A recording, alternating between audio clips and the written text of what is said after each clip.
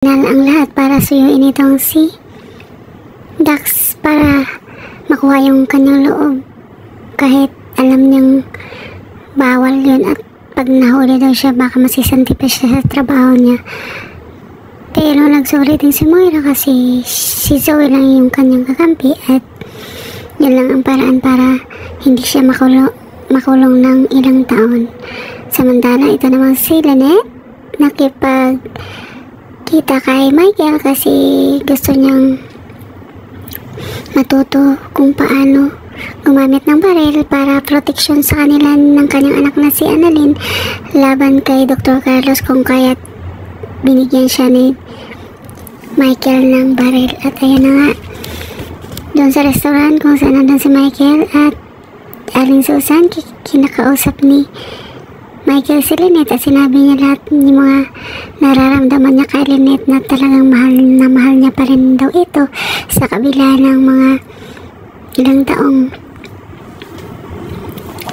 nagkahiwalay sila. At sinabi nito na siya na lang daw ang piliin at wag na daw si Dr. RJ dahil wala naman na daw si Dr. Carlos at si Dr. Carlos at RJ pareho lang naman daw sila.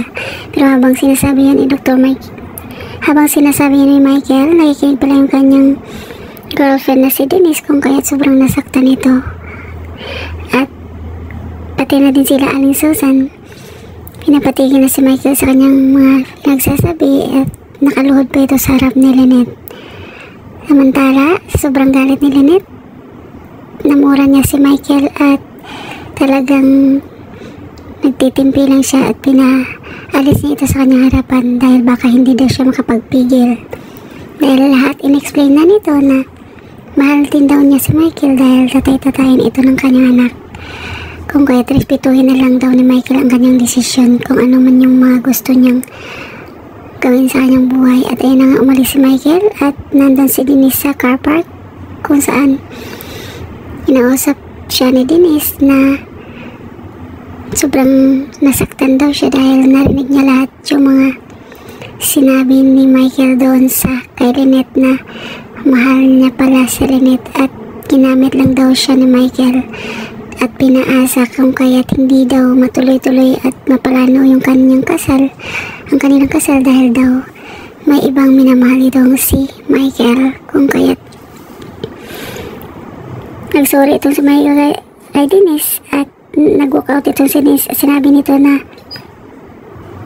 wala na daw silang dalawa o hiwalay na silang dalawa, pero nagmamakawa pa rin itong si Michael pero wala siyang magawa. At ayun na nga po, ito naman sila Aling Susan at Lynette nag-usap na kailangan malaman daw ni Denise ang mga sinabi ni Michael. At ayun na nga, ipag-meet itong si Lynette kay Denise pero sinabi ni Denise na okay lang daw dahil narinig niya naman daw lahat o alam niya na kung ano yung mga sinabi ni Michael. Kung kaya't nagsorry itong si Lynette pero sinabi ni Denise na wala siyang dapat ipaghingi ng tawa dahil hindi naman niya daw kasalanan yun.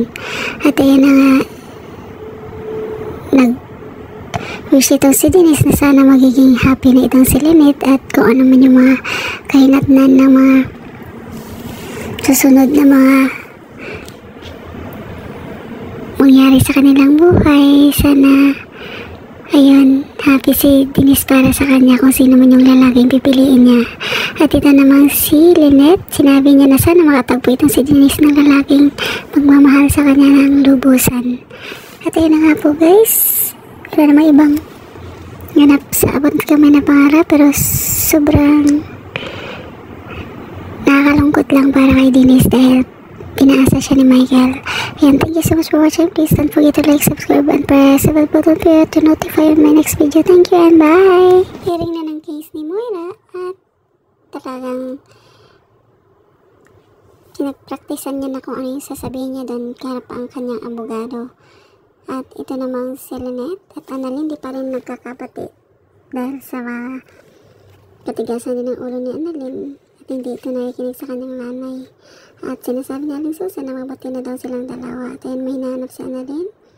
At sinabi ni Aling Susan na nailagay niya sa damitan ng kanyang nanay doon sa cabinet kung saan doon din nilagay ni Lynette ang kanyang baril.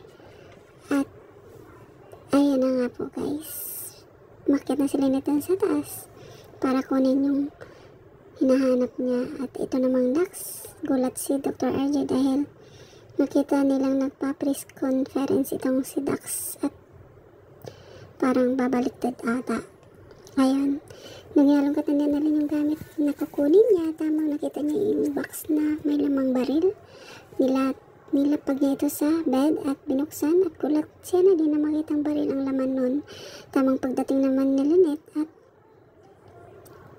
sinabi niya sa anak niya na si Annalyn lang daw ang pinakamahalagang importanteng bagay o tao sa kanyang buhay kung kaya gusto niya itong protektahan. Ayun guys, abangan niyo ang susunod ng balata. Huwag kaligtang mag-like, subscribe, and press the bell button para to notify my next video. Thank you so much. Bye!